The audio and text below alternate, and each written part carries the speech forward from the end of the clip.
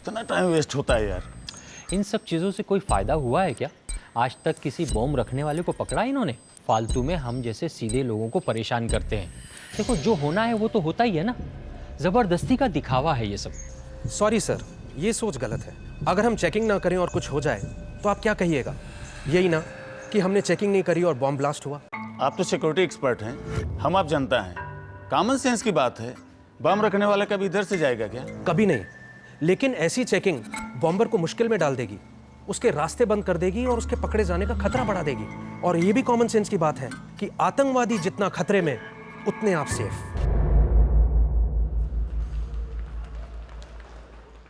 शून्य जेठा ग्रह होरे প্রাচী। ঠিক আছে, তো আজকে আমরা রবীন্দ্রনাথ ঠাকুরের একটা কবিতার চর্চা করব। হ্যাঁ, চিত্ত যেথা ভয় শূন্য, উচ্চ যেথা শীল, জ্ঞান যেথা শূন্য যেথা গ্রহরে প্রাচীর। तो वीकेंड पर जगन्नाथपुर माँ बाबा के पास? अरे ना बाबा, मैं अकेले ही कमरे में बैठ के कोई किताब पढ़ लूँगी। जगन्नाथपुर जाती हो ना तो माँ बाबा का लूप शुरू हो जाता है। अब तुम्हारे लिए एक लड़का ढूंढना ओनू, तुम्हारी शादी करनी ओनू, अभी करनी ओनू, शादी ओनू। उफ बाबा रे। तो कर लो ना शादी, इतनी बुरी बात भी तो नहीं है। खुद के लिए एक लाइफ पार्टनर ढूंढ ही लो, एक नया लाइफ पार्टनर। मैं अपने आप को वक्त देना चाहती हूँ। ओनू, अपने आप को वक्त देने का भी एक वक्त होता है, उसके बाद समझौता करना पड़ता है, सबको करना पड़ता है। ओनू, कुछ लोग होते हैं जो हमारे लिए नहीं बने होते हैं, जैसे कि अमित। अमित तुम्हारे लिए बना ही नहीं था। Just accept it. वाणी, क्यों करते हैं लोग समझौता? यादें, उन पुरानी यादों का क्या? पुरानी यादें मिटाने के लिए नई यादें बनानी पड़ती हैं। No choice. ट्राई करूँगी, एक लास्ट बार ट्राई करूँगी। Sounds good. चल।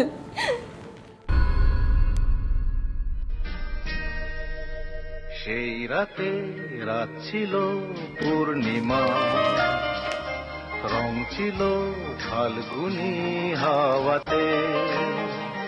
সেই রাতে রাত ছিল পূর্ণিমা। আমি চিনি গো চিনি তোমারে, ও গো বিদেশিনী। আমি চিনি গো চিনি তোমারে, ও গো বিদেশিনী।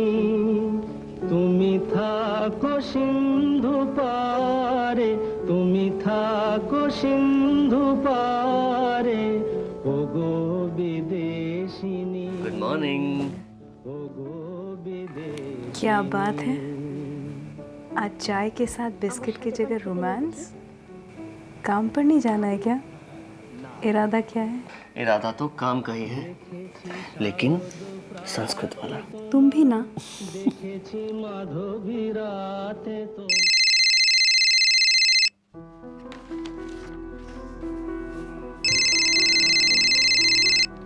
है शेखर, बोलो। अनुदी, आज मैं नहीं आऊँगा, मुझे ना कुछ असाइनमेंट्स पूरे करने हैं, उसके बाद ही मैं घर से निकलूंगा। ठीक है, लेकिन रात के खाने पर तो रहोगे ना?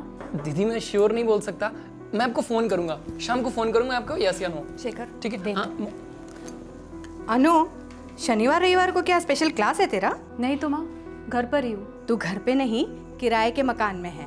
घर ये है तेरा, जहाँ हम पूरा हफ्ता इंतजार करते हैं तेरे आने का।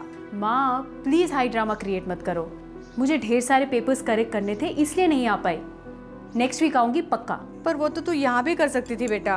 कहा ना आशबो नेक्स्ट वीक, पक्का आशबो। बाबा तुझे बहुत याद करते हैं बेटा। मैं भी माँ बहुत याद करती हूँ सबको।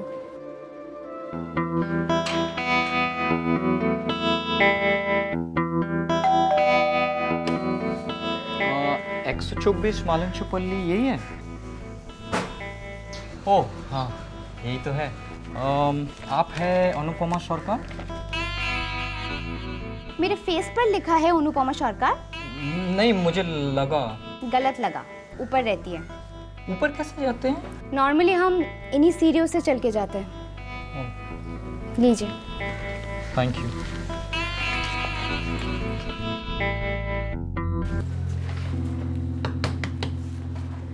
अनुपमा सरकार, हाँ ये आपका पार्सल है, यहाँ पे साइन कर दीजिए।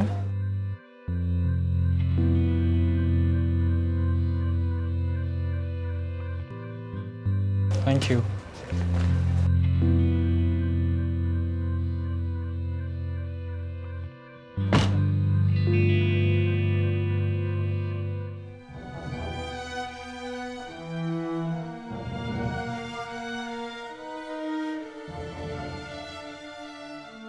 अगर तुम्हारा कोई भी सामान रह गया हो तो मैं कुरियर कर दूंगा। मैं तुम्हारी कोई भी चीज़ अपने पास नहीं रखूंगा।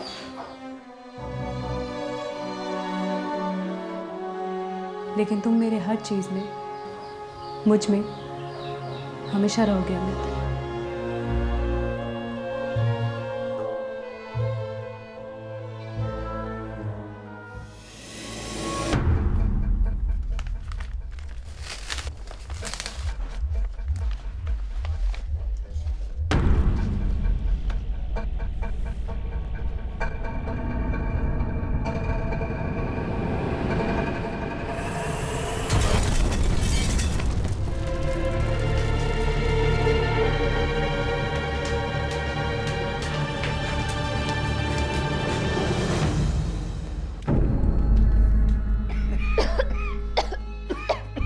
কি হলো বাত? क्या हुआ? पता नहीं हमारा कुछ दिखाई नहीं दे रहा है।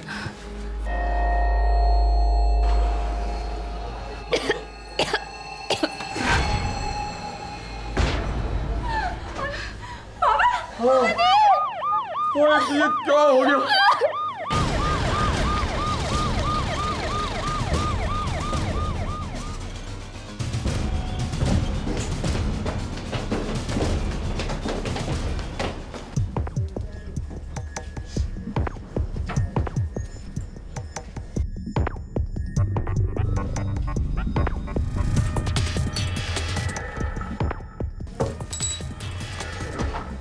कितने बजे थे? 10:30 बजे थे। सर वो कुरियर वाला 10:15 को यहाँ से गया था। मतलब कुरियर वाले जाने के 15 मिनट बाद आप लोगों ने ब्लास्ट सुना? जी सर। जी हाँ।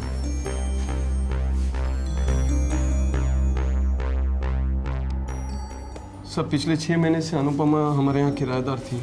अकेली रहती थी? जी कभी कभी इसका छोटा भाई शेखर आ जाता था रहने के लिए। की काज को? माधवरी गर्ल्स स्कूल में टीचर थी। भाई के अलावा और कोई नहीं था? ना ना, फुल फैमिली, माँ बाबा भाई वो सब जगन्नाथपुर में रहते हैं।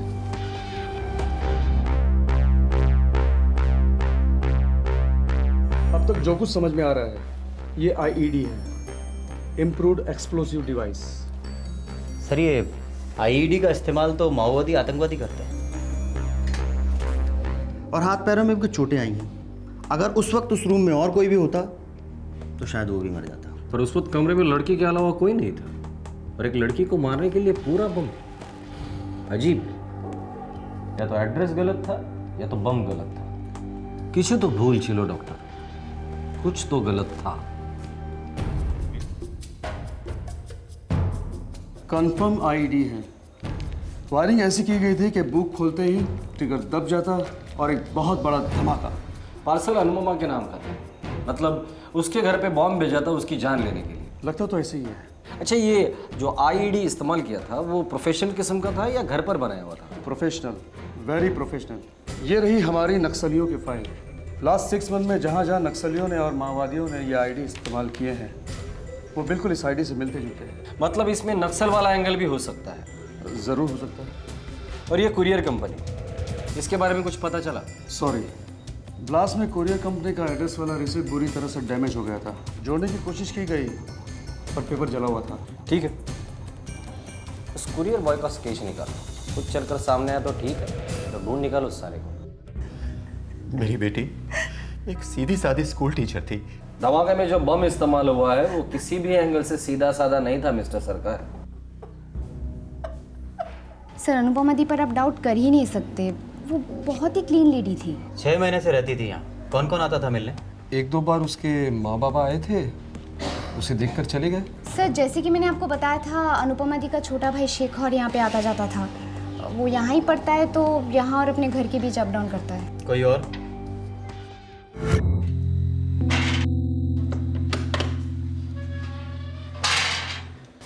अनुपमा सरकार यहीं रहती है क्या? जी, ऊपर के कमरे में। धन्यवाद।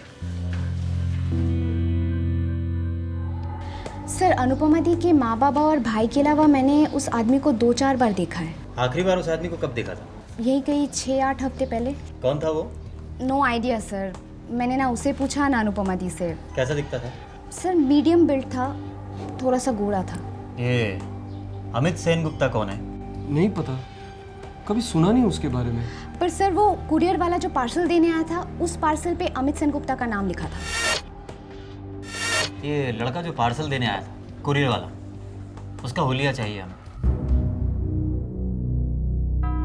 अमित सेन गुप्ता मेरी बेटी का एक्स हस्बैंड, डिवोर्स हो गया था उनका, गजोल में रहता है। एनवलप पे भी यही लिखा है, अमित सेन गुप्ता गजोल। जी, अमित का नक्सलवादियों के साथ कोई कनेक्शन है? हमें नहीं पता। 5 साल पहले शादी हुई थी दोनों की, डिवोर्स 2 साल पहले हो गया था। 2 साल पहले जब वो शादीशुदा थे, तब उसका नक्सलवादियों के साथ कोई रिश्ता था? हमें कुछ नहीं पता इंस्पेक्टर। तो आपको क्या पता है मिस्टर सरकार? बस इतना कि वो आदमी हमारी अनु के लिए ठीक नहीं था। सर, वो अनुदी से नफरत करता था। इतनी नफरत कि उसने उसे इस तरह से मार डाला? हाँ सर, क्योंकि अनुदी ने उसे छोड़ दिया था। क्यों छोड़ दिया था उसे? मैं और रीना कॉलेज में एक साथ थे। एक साथ थे? हमारी शादी के पहले बताया क्यों नहीं तुमने मुझे? क्योंकि तब मुझे भी नहीं पता था कि रीना के लिए मेरी फीलिंग्स क्या है। इसका मतलब मुझसे शादी करने के बाद तुम्हारे उस रीना के लिए फीलिंग्स जाग उठी। मेरे पीठ पीछे नाजायज अफेयर शुरू हो गया। तुम्हें कोई आइडिया नहीं है तुम कितनी घटिया हरकत कर रहे हो। शादी से पहले पता होता तो कभी बेटी नहीं देते उसे। साला पकड़े जाने के बाद भी मेरी दीदी से बोला मैं रीना को बुला नहीं सकता, नहीं छोड़ सकता उसे। इतना बेशरम इंसान है ये अमित सेन गुप्ता। मेरी बेटी ने उसे बहुत टाइम दिया, 2 साल भुगता उसने, और फिर हताश होकर डिवोर्स मांगा उससे। सर, सच बात तो ये है वो डिवोर्स देना ही नहीं चाहता था। सोने की मुर्गी जो थी मेरी अनुदी, बेचारी कमा कमा कर पैसे इसके हाथ में देती और वो सारा पैसा उस रखी हुई औरत पर खर्च करता। डिवोर्स मांगा तो हाथ उठाया। हमने अपनी बच्ची को कभी डांटा भी नहीं, और उसने पीटा मेरी बच्ची को।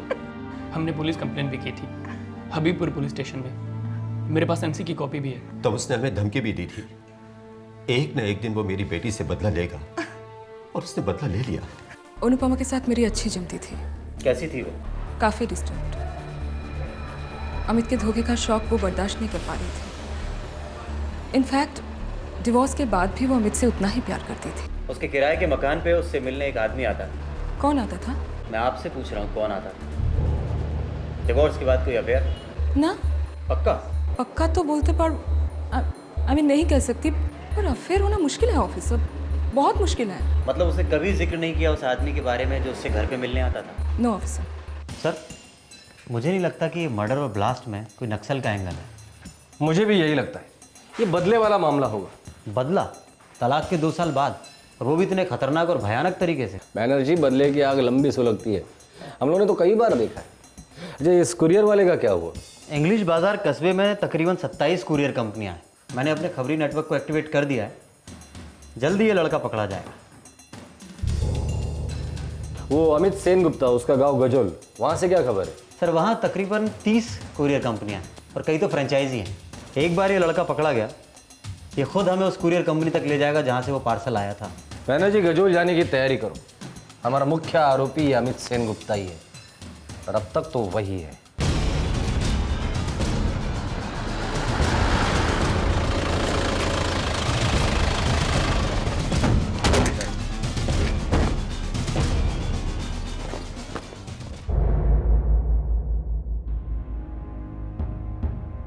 जी, मैंने सुना अनुपमा की मौत के बारे में। ये आप ही ने भेजा था?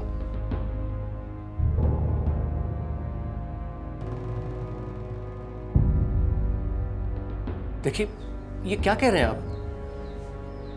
पिछले हफ्ते रीना नाम की लड़की से मेरी सगाई हुई है और मैं अपनी जिंदगी नए सिरे से शुरू कर रहा हूँ। रीना का और तुम्हारा तो शादी के पहले से ही शुरू था ना, तो ये नए सिरे से जिंदगी शुरू करने की बात कहाँ से आती है? पिछले 2 साल से मेरा अनुपमा से कोई कांटेक्ट नहीं रहा है, और फिर मैं उस चैप्टर को ही नहीं बल्कि पूरी किताब को बंद कर चुका हूँ। बम किताब में, किताब लिफाफे में और लिफाफे पर तुम्हारा नाम। क्या तरीका है किताब बंद करने का? बेश तो वाह। तुम मेरी बेटी को धोखा दे रहे हो अमित, और उम्मीद करते हो कि हम तुम्हारा साथ दें, चुप बैठे रहे? किसी चीज की कमी नहीं है आपकी बेटी को, और फिर मैं अनु को छोड़ के किसी और के साथ तो रह नहीं रहा हूँ। पत्नी का दर्जा है उसका। बड़ी मेहरबानी है तुम्हारी, राइट? चलो तुम्हारे भी पति का स्टेटस बना रहेगा, और मैं जाके करती हूँ कोई अफेयर वफेयर। पहले पीठ पीछे फिर आमने सामने, हाँ? जल के राख हो जाओगे। अनु! ज्यादा हीरोगिरी मत कीजिए। अनुदी छोड़ चुकी हैं आपको, सिर्फ डाइवोर्स बाकी है। चुपचाप दे दीजिए, नहीं तो पुलिस केस हो जाएगा। बहुत भारी पड़ेगा ना, बहुत भारी, बहुत पछताओगी तुम।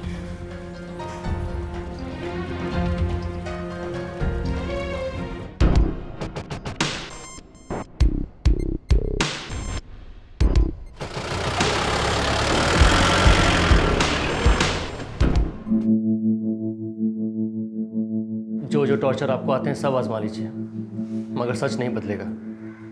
और सच ये है कि मैंने अनुपमा को पार्सल नहीं भेजा है। हो सकता है किसी और ने तुम्हारे नाम से पार्सल भेजा हो। कोई मुझे फंसाने की कोशिश कर रहा है, और आप उसके चाल में फंसते जा रहे हैं। एड्रेस इतना साफ साफ लिखना कातिल की बेवकूफ़ी होगी। सर, ये अमित की चालाकी भी हो सकती है। उसने सोचा होगा खुद का नाम लिखेगा तो कोई शक नहीं करेगा, क्योंकि कातिल अपना नाम और पता तो नहीं लिखता। ये अमित बहुत चालाक है।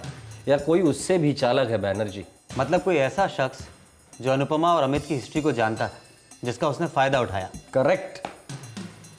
जो अनुपमा से बहुत नफरत करता था और जानता था कि उंगली अमित पर ही उठेगी। आपने उसे बीच बाजार में थप्पड़ मारा था, शायद उसका गुस्सा होगा उसको। मुझे लगता है हमें ये बात भी पुलिस को बता देनी चाहिए थी। पता नहीं बेटा, पता नहीं। जाहिर है जो दिख रहा था वैसा था नहीं, कुछ छुपाया जा रहा था, कुछ ऐसा जिसकी जानकारी पुलिस के पास होनी चाहिए थी। आखिरकार इस केस में एक ब्रेक थ्रू मिला जब कुरियर कंपनी का लड़का पुलिस के हाथ लगा। हर newspaper, courier company, TV channel में तेरे लिए संदेशा भेजा था कि आके हमसे मिल, पर तू आया ही नहीं मिलने।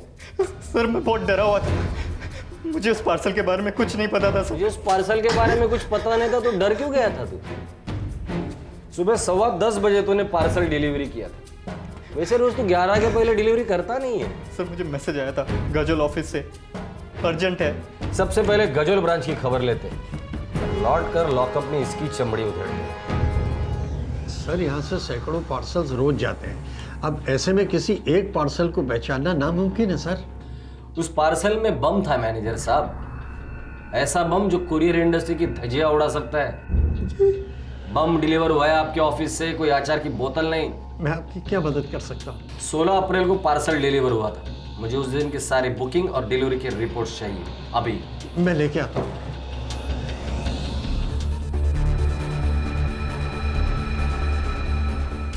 सोलह तारीख को डिलीवर होने के लिए बुकिंग कब की गई होगी? सर, 13 को या फिर 14 को, बस। यही 2 दिन क्यों? सर, डिलीवरी के लिए हम नॉर्मली 3 दिन लेते हैं, पर अगर अर्जेंट हो तो 2 दिन में डिलीवर कर देते हैं, पर उसका एक्स्ट्रा चार्ज लगता है।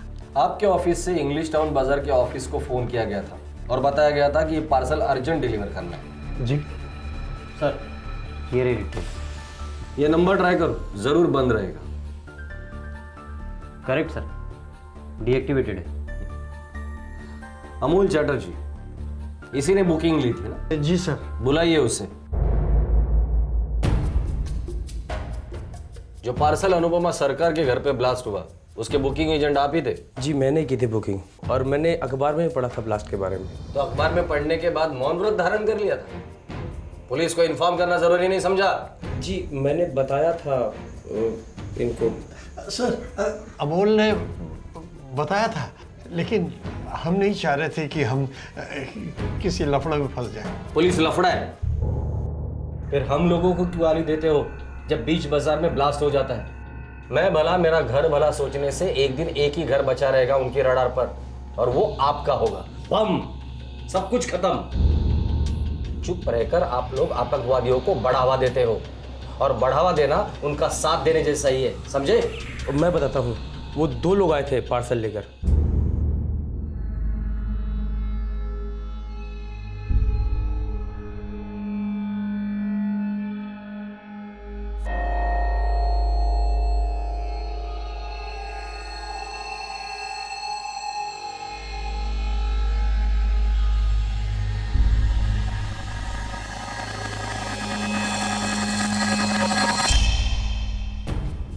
कौन थे वो 2 लोग?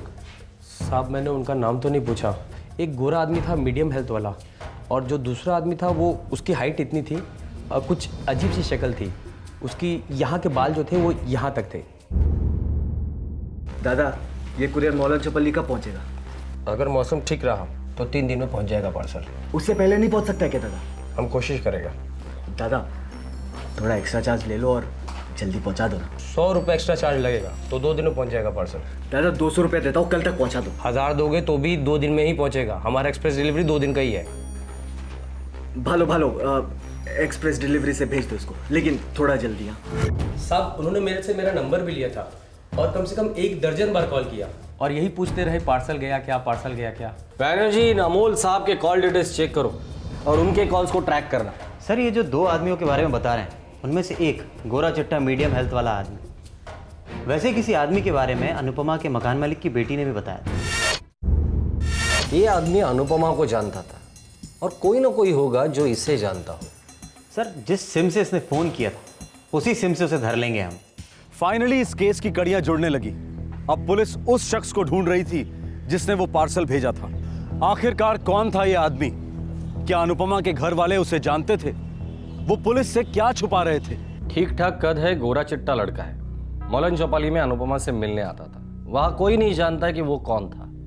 क्यों जानतो ना, किसी को भी नहीं पता। लेकिन ऐसा हो ही नहीं सकता कि अनुपमा ने आपको उसके बारे में कुछ बताया ना हो।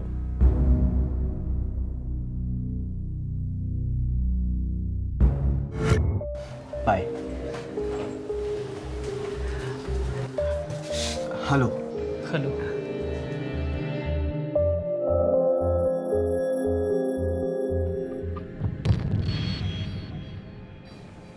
यहाँ के लोकल लाइब्रेरी में मैं मिली उससे। कब की बात है? एक दिन जब मेरा सेल गायब हो गया था तो दूसरे दिन मैं लाइब्रेरी में थी।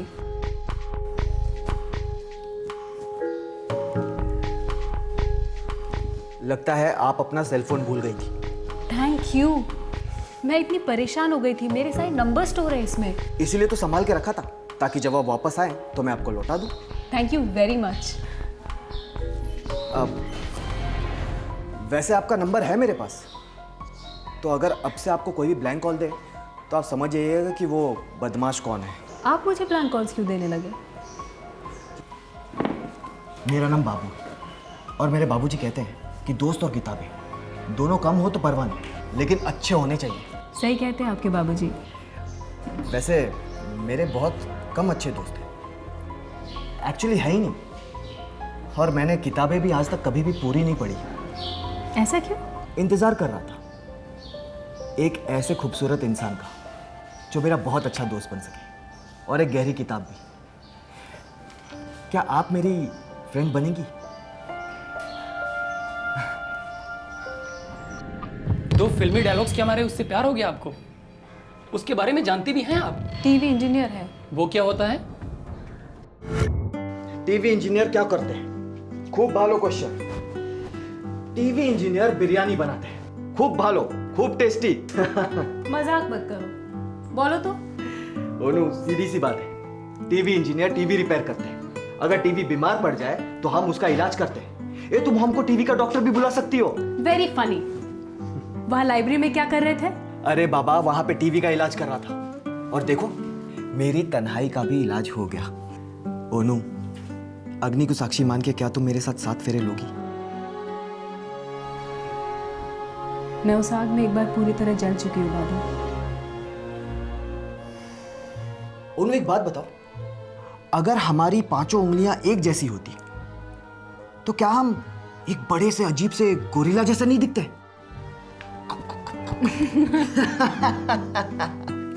देखा, यूं ही हंसती रहो, खिलखिलाती रहो हमेशा। मैं तुम्हें हमेशा ऐसे ही खुश रखूंगा। जानती हूँ। एक बात नहीं जानती हो तुम?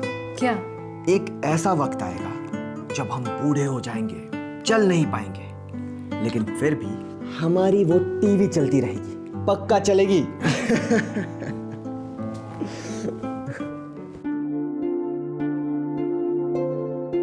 बेटे, इस लड़के के बारे में तुम सब कुछ अच्छी तरह से जानती हो ना?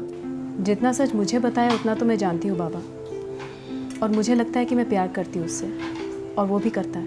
अमित के बारे में कुछ भी ज़्यादा जाने बिना तुम्हारी शादी करा दी, और देखो कितना सहना पड़ा तुम्हें, हमें, हम सबको। किसी के बारे में तो सब कुछ जानना इम्पॉसिबल है माँ, हम तो खुद ही हमारे बारे में सब कुछ नहीं जानते हैं। अनुदी, ये सब किताबी बातें सिर्फ किताबों में ही अच्छी लगती हैं। इस बाबू के बारे में आपको 100% श्योर होना पड़ेगा। ये जो बाबू है ना, एक छोटी सी टीवी रिपेयर दुकान में काम करता है। उसमें क्या बुराई है? बुराई है, ये बाबू इससे पहले 6-7 टीवी रिपेयर दुकानों से निकाला जा चुका है। मालूम है क्यों? झूठ बोलता है इसलिए। तभी तो खुद हाई स्कूल फेल है और अपने आप को इंजीनियर बताता है। और दीदी, आप भी उसकी बातों में आ गई। पूरा का पूरा सर्किट खराब हो गया, शोल्डरिंग करना पड़ेगा। ये बाबू कौन है यहाँ? मैं हूँ बाबू, कहिए क्या बात है? मैं अनुपमा का बाबा। सरकार साहब आइए ना। नमस्ते। सुनो बाबू, मेरी बेटी को अकेला छोड़ दो, पहले ही बहुत भुगत चुकी है वो। बाबा, जो कुछ भी भुगती है सब भुलवा दूंगा, राज करेगी मेरे साथ। झूठ, झूठ का राज, झूठे आदमी की पत्नी का झूठा राज। बाबा, लोगों को मेरे बारे में गलत फहमी है और कुछ नहीं। उसे दूर करने की कोशिश मत करो बाबू, बस तुम उसकी जिंदगी से निकल जाओ। ये नहीं हो सकता, हम दोनों एक दूसरे के साथ काफी दूर तक जा चुके हैं। क्या कहा तुमने? अनु से मैं प्यार करता हूँ, शादी करना चाहता हूँ, खुश रखूंगा उसे, बस यही तो कहा है मैंने। दोबारा उसकी तरफ आंख उठाकर भी देखा तो खैर नहीं तेरी।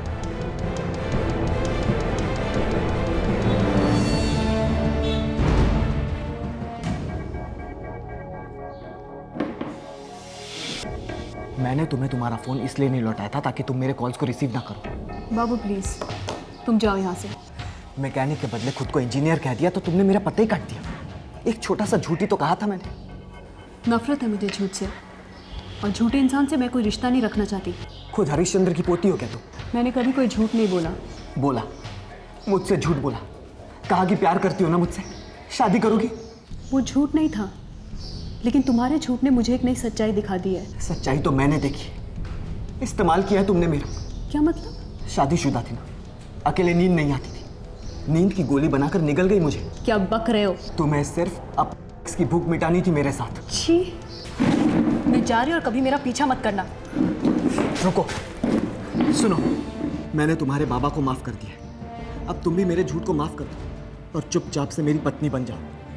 और तुम मेरा पहला प्यार हो, तुम मेरे जिस्म के साथ ऐसे खेल के नहीं निकल सकती हो ना। मुझे समझ नहीं आ रहा कि मैं तुम पे हंसूं या रो। कितनी थर्ड ग्रेड सोच है तुम्हारी। और वैसे भी एक हाई स्कूल फेल से और क्या उम्मीद की जा सकती है?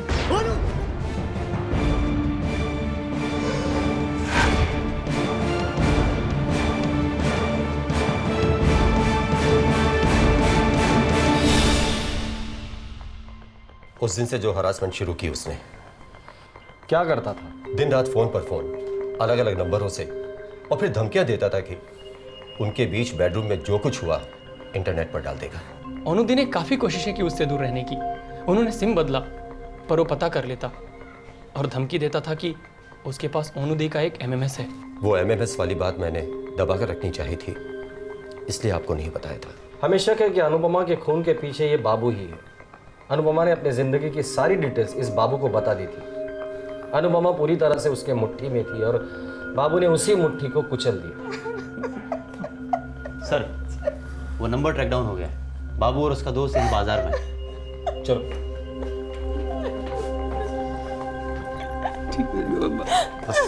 चुप हो जाओ।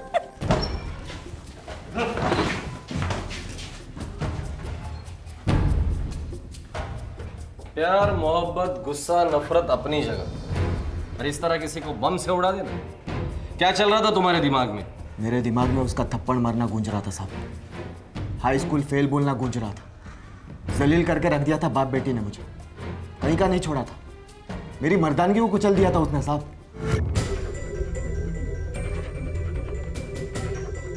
ये काम करेगा ना? अरे बाबा, अब तक तो हर बार काम कर गया है। एक बार टेस्टिंग कर ले।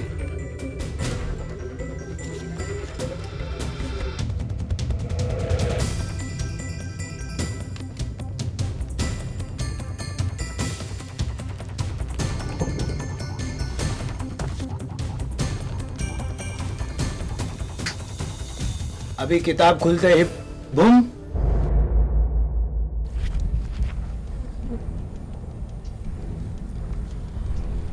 अभी खींच। खूब बोलो, बहुत मस्त चीज है यार।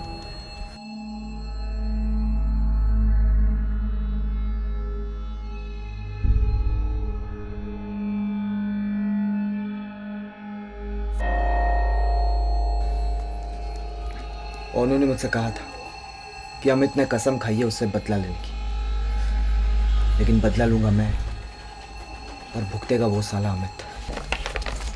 पर एक ही टेंशन है, ये किताब तेरी अनुपमा अपने घर में अकेले में ही खोले, नहीं तो दूसरे लोग मुफ्त में बकरा बन जाएंगे। मासूम लोगों की जिंदगियों को खतरे में डाला। कई मासूम मारे जाते थे जिनका तुमसे कोई लेना देना नहीं था। कोई मासूम मरा तो नहीं ना साहब? कोई मासूम मरा नहीं। लेके जाओ चलो को।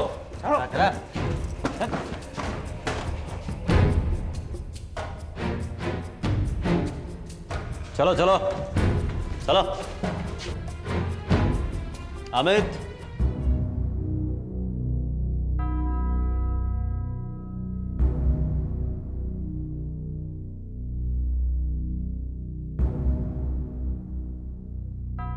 बॉम्ब वाला पार्सल अनुपमा तक पहुंचने के पहले कई हाथों से गुजरा था।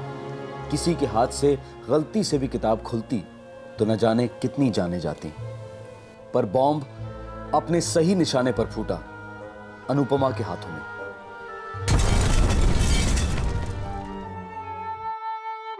दुर्भाग्यवश अनुपमा से सच्चे प्यार ने हमेशा आंख में चोली खेली, उसके दिल की धड़कन का मजाक उड़ाया। उसके दोनों रिलेशनशिप्स विस्फोटक रहे। उन्होंने उसे जीते जी मार डाला और फिर एक ऐसा विस्फोट आया जिसने भरी जवानी में उसकी धड़कन चुप करा दी, हमेशा के लिए। अगर कुरियर कंपनी में मेटल डिटेक्टर या बॉम्ब स्कैन मशीन होती तो अनुपमा शायद इस वक्त जिंदा होती। इस केस के बाद police force her courier company पर यह जोर डाल रही है कि वो अपने ऑफिस में बॉम्ब डिटेक्शन मशीन फिट करवाएं। यह केस आतंकवाद का भले ना हो, लेकिन आतंक के सौदागरों के तरीकों के बारे में दस्तक जरूर देता है। हमें इन कायरों के हर नए पैतरे का मुंह तोड़ जवाब देना होगा। डर के जीने का तो सवाल ही नहीं उठता। सवाल यह है कि हम कितने चौकन्ने हो सकते हैं और कैसे अपने आप को सुरक्षित बना सकते हैं। फिर मिलेंगे एक नए एपिसोड के साथ। तब तक अपना ख्याल रखें। शुभ रात्रि। जय हिंद।